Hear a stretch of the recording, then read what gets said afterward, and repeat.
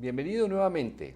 Continuemos con este importantísimo tema del narcotráfico que se convirtió, como dije en la anterior intervención, en una fuerza evolutiva en Colombia, una de las muchas sin duda, pero una muy importante por los datos que mencioné, y que creó una clase social dentro de la cual ya no hay solamente narcotraficantes.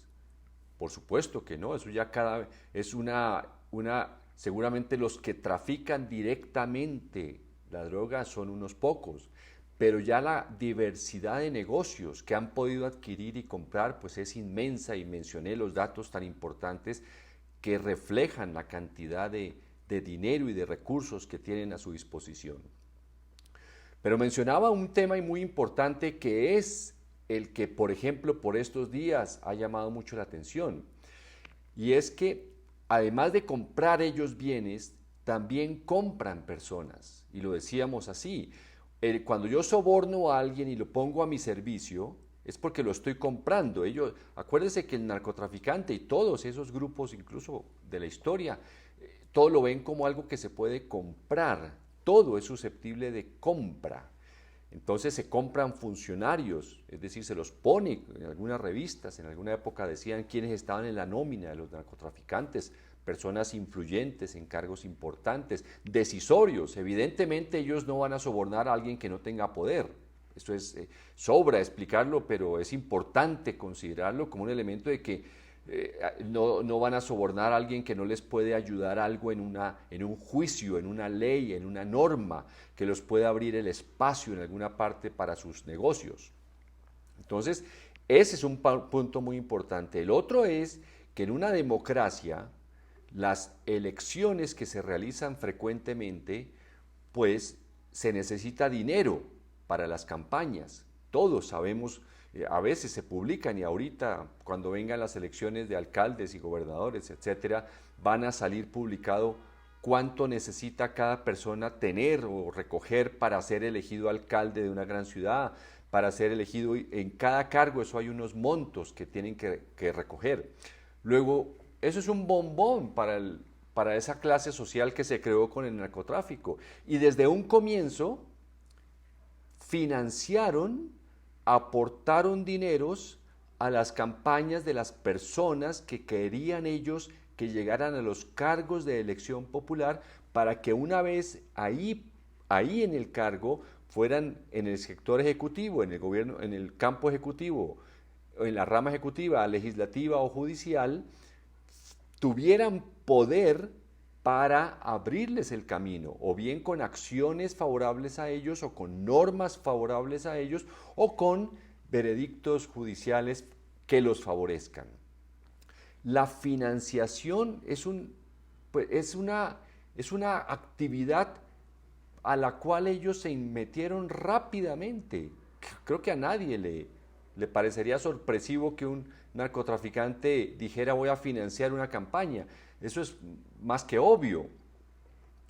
Luego, lo que sí era raro hace 40 años o un poco más era que un candidato, en esa época no había elecciones populares de alcaldes, lo que sí era raro eran los primeros congresistas o campañas presidenciales a las cuales ingresaban dineros producto de estos narcotraficantes. En esa época sí debía ser raro, difícilmente lo podían encontrar las autoridades, y quien lo investigara pues seguramente corría mucho peligro.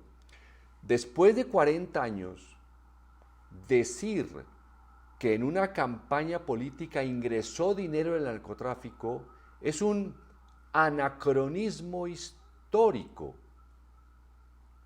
Eso ya es una tradición. Yo creo que este muchacho Nicolás Petro, que pues se ve bastante joven, y de pronto hasta los mismos fiscales, algunos de ellos jóvenes, y jueces que no se conectan con esta historia del narcotráfico, que como dijimos en la sesión anterior, lo han dicho ya autoridades mundiales, esa guerra fracasó, y si fracasó es porque ese narcotráfico y sus negocios asociados sigue teniendo éxito, y dentro de lo que tiene éxito es precisamente financiar a candidatos que llegan a los cargos de poder. Eso ya es una tradición. Eso no es ninguna novedad. Lo raro y lo extremadamente extraño sería que a una campaña que triunfa no le llegaran de esos dineros, insisto, de narcotráfico o de los negocios asociados a eso que en el pasado se llamó narcotráfico. Yo pienso que un fiscal o alguien o un periodista que analice la historia del narcotráfico en Colombia fácilmente podría concluir que la noticia de que a una campaña ingresó dinero del narcotráfico, primero pues es falsa porque ya corresponde a muchos negocios que nacieron producto del narcotráfico. Y segundo, es como si nos quisieran llevar a 1980. Es como si nos quisieran trasladar a una época muy lejana, cuando el dinero exclusivamente producto del narcotráfico, ganado por narcotraficantes, ingresaba a una campaña. Hoy ya no es así. Después de 40 años, eso está muy diversificado. Sí corresponden dineros a actividades ilegales, sin duda. Muchas han logrado legalizarse, muchas han logrado legitimarse, sin duda. Las sociedades son débiles a veces y terminan por siendo absorbidas por esas clases sociales que tienen mucho poder, mucho dinero, muchos lujos, muchos atractivos. Pero el asunto aquí es que es un anacronismo histórico pretender señalar en un titular de una noticia en el año 2023 que dineros del narcotráfico ingresaron a una campaña política. Eso es una tradición. Eso es una tradición. Pero insisto, además habría que corregir narcotráfico, es dineros asociados a eso que en un comienzo fue narcotráfico y hoy son muchos más negocios. Quiero concluir esta tercera y última reflexión inicial antes de analizar el primer año del gobierno Petro con una sugerencia como creo que le puede a usted servir mucho para conocer esta historia del narcotráfico. Es más, la puede uno desarrollar muy rápidamente y percibir cómo se crea una clase social así durante tanto tiempo o poco tiempo, depende cómo usted lo vea. Usted debe conocer el juego Monopolio, en el que se trata de, bajo unas reglas que hay, adquirir bienes y servicios, y en la medida en que usted va creciendo adquiere más bienes y más servicios y obtiene más dinero y gana el que puede comprar todas las propiedades que hay en el tablero. Se pueden jugar hasta de 4 a 6 personas. Si usted tiene el juego, la próxima vez o trate de jugarlo de la siguiente manera. Uno de los jugadores escoja ser el narcotraficante. Y entonces, una vez que está repartido el dinero, las propiedades iniciales, todo el mundo ya está listo para empezar a jugar, al que escogemos en el grupo o el que dice yo quiero ser el narcotraficante, cada ronda, cada vez que va a lanzar los dados, esa persona recibe un dinero adicional producto de sus negocios ilegales, llamémoslo narcotráfico y luego pues otros negocios. Pero cada ronda recibe un monto adicional de dinero. Piensen que el narcotráfico desde un comienzo era muy rentable. Entonces esta persona va a recibir una cifra importante de dinero. Entre los jugadores deciden cuánto es una cifra importante.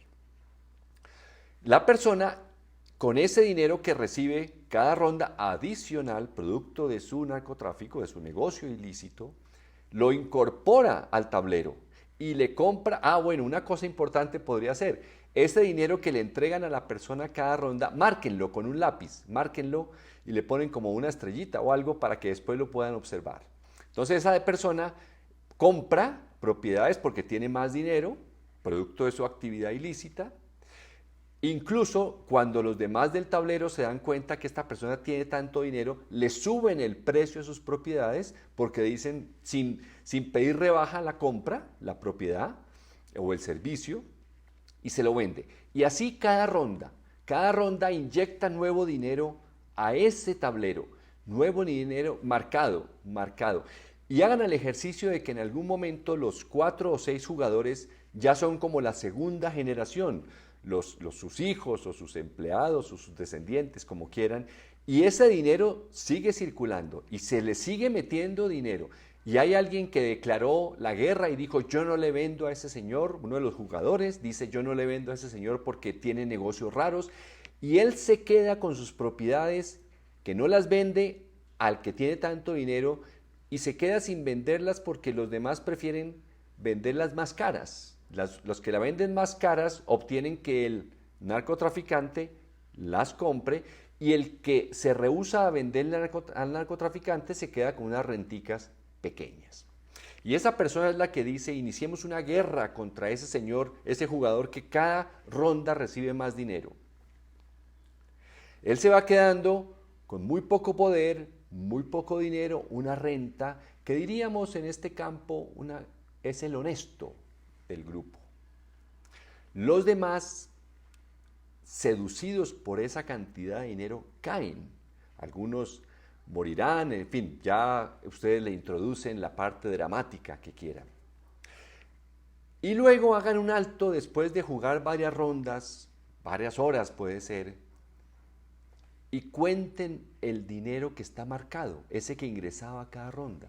Cuéntenlo y hagan una proporción de cuánto del dinero que está marcado es muchas veces más el dinero original con el que comenzaron a jugar.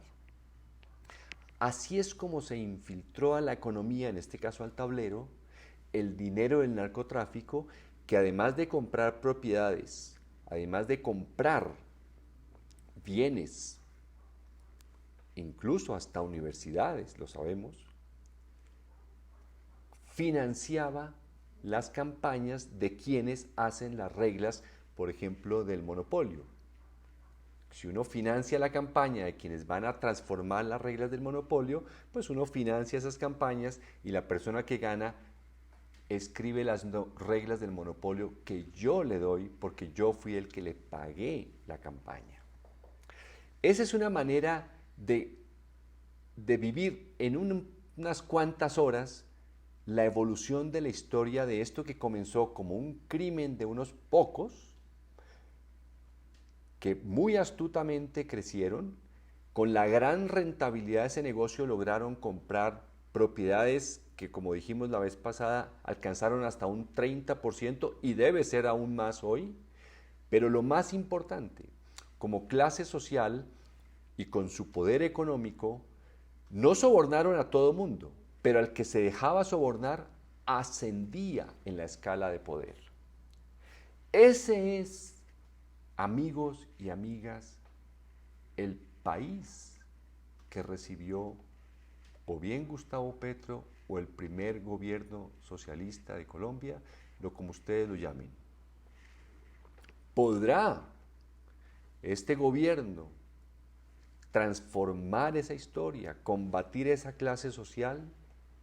No lo sé, muy difícil, porque esa clase corrompió los ideales revolucionarios de las guerrillas, corrompió los ideales civiles de los políticos, corrompió los ideales patrióticos de las fuerzas armadas, corrompió los ideales de educación de muchísimos seres humanos que dirigían instituciones educativas en Colombia, corrompió los ideales de emprendimiento correcto. ¿Podrá transformar esta historia solamente con una propuesta de paz total y de tratar de ajustar la desigualdad social? No lo sé. Es lo que comenzaré a analizar la próxima vez después del primer año del primer gobierno socialista en Colombia. Mil gracias.